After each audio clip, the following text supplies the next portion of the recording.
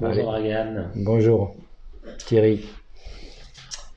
Bon, dernier match de la phase aller dimanche contre Montpellier à 12h45.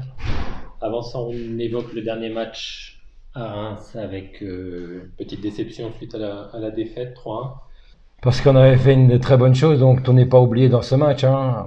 On venait de marquer, on a marqué ce but qui nous a laissé présager beaucoup de bonheur.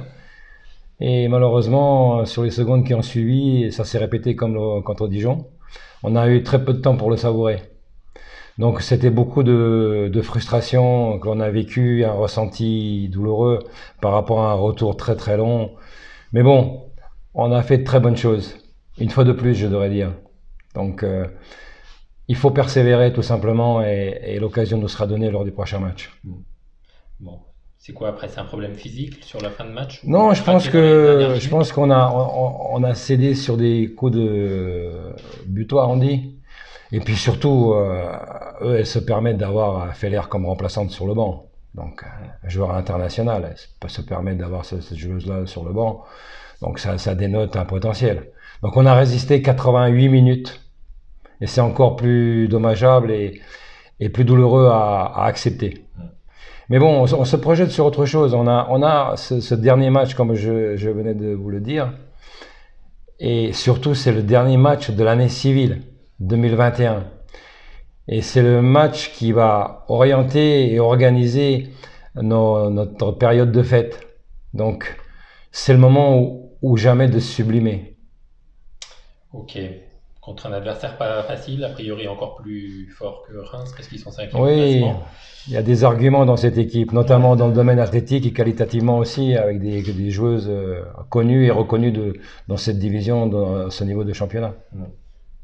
Ouais, c'est une équipe qui prend pas beaucoup de buts, qui en marque pas beaucoup non plus, mais qui a quand même deux attaquantes à 5 et 4 buts et voilà, qui arrive Oui, donc il y efficace, a Le Bihan, Robert qui et est quand même la, suffisamment efficace, quoi. Il y a Peterman et Puttingan voilà, en avant. Peterman, donc aussi, surtout que cette équipe, il utilise beaucoup la largeur et favorise les 1 contre 1. Donc nous, on s'est préparé en conséquence justement de réduire les distances entre nos lignes d'abord pour pouvoir justement essayer d'empêcher ces difficultés qui seront occasionnées lors de ces duels 1 contre 1. Donc c'est vrai qu'on a une stratégie, on a un plan de travail, un plan de jeu. Le tout, on le respecte, on l'applique, mais après, c'est vrai que c'est la conséquence. Et la conséquence tient à des détails, vraiment à des détails. C'est peut-être l'expérience de ce niveau-là qui parfois fait défaut à certaines.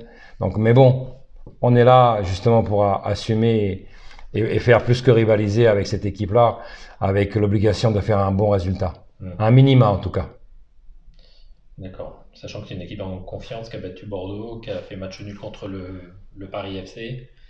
Oui, on l'a regardé le match puisqu'on était, nous on était à Reims et pendant le dîner, il y avait le match qui était projeté sur l'écran dans la salle de restaurant. Donc on s'est vraiment imprégné de cette équipe pour vous dire à quel point on prépare les matchs dans le souci du détail.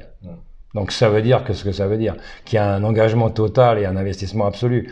Maintenant, il faut de la récompense, il faut que les soient récompensés pour tout cet engagement et ce travail qui est effectué et cette concentration permanente qui est nécessaire à notre équipe. Mais bon, c'est aussi en fonction du résultat que ça soit un bilan, ça peut être un bilan positif si on fait un très bon résultat. Bon. En plus, vous allez jouer un Malgré horaire que assez inhabituel à 12h45. Est-ce que ça. non, mais on a déjà eu cette année l'occasion de jouer à 12h45, mais c'est un multiplex pour des besoins audiovisuels. Mais nous, on s'adapte. Rien ne peut en fait dévier de la trajectoire de notre objectif qui est de gagner ce match. Comment Ça, c'est la s'adapte vérité. comment on s'adapte justement à ce type d'horaire? Ben, en faisant d'abord des séances adaptées par rapport aux conditions dans lesquelles nous allons évoluer, par rapport aussi aux son matinales déjà, parce qu'on va être appelé à se préparer de bonne heure pour préparer le match, à savoir un petit déjeuner amélioré. Ensuite, préparation du match, organisation et fonctionnement du vestiaire, etc. Tout ce qui est nécessaire pour qu'on fasse un match de haut niveau. Donc on s'adapte, on intègre les données et les besoins auxquels seront justement utiles les besoins pour ce match. Tous les paramètres, en fait, il y a beaucoup de paramètres qui sont nécessaires pour faire une grosse performance, malgré que vous souligniez que c'est un adversaire de qualité. Mais bon, il n'y a pas que toutes les équipes que nous avons rencontrées, c'était des adversaires de qualité. Donc on a su faire des choses, de très bonnes choses, et parfois on a été un peu plus ou moins absente, et puis malheureusement, ça nous a pas souri. Mais comme je vous l'ai dit, c'est le dernier match de l'année civile et ça va conditionner beaucoup de choses, notamment au niveau du bilan. Au niveau du bilan. Oui, parce que c'est vrai que ça peut être un bilan positif comme ça peut être un bilan moyen. Bon. Et ensuite, il y aura donc les vacances pour couper un peu et Oui, se passer, hein, là. enfin couper non, puisqu'on va reprendre pendant l'année 2021. On a prévu une programmation de la dernière semaine de l'année 2021, parce qu'il y aura un match de Coupe de France la première semaine, le premier week-end de janvier 2022. Et puis surtout deux grosses échéances, notamment l'Olympique Lyonnais le 15 et Paris FC le 22. Donc on n'a pas trop le temps de tergiverser et comment dire, de profiter bien sûr qu'on profitera de la période de cette des vacances hivernales et puis de partager des moments forts en famille qui sont nécessaires aussi pour trouver un peu d'équilibre et souffler et récupérer et repartir avec des forces vives. Bon, et quand vous dites que le match peut conditionner la suite, ça concerne aussi éventuellement le mercato, des renforts à... Oui, le mercato ne sera pas conditionné que par le match.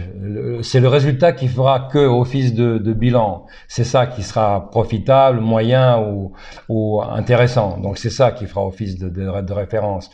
Après, le mercato, il est impératif d'apporter de la fraîcheur et de la quantité aussi, la fraîcheur, la qualité, quantité et fraîcheur et tout ça pour que justement on puisse passer une deuxième partie un peu plus sereine, parce que ça a été parfois difficile à maîtriser tous les paramètres qui composent le fonctionnement d'une équipe professionnelle, parce que quand c'est difficile de résultats, évidemment, ça génère beaucoup d'inquiétude et d'anxiété. Ça stresse beaucoup les gens et on travaille dans un confort moindre.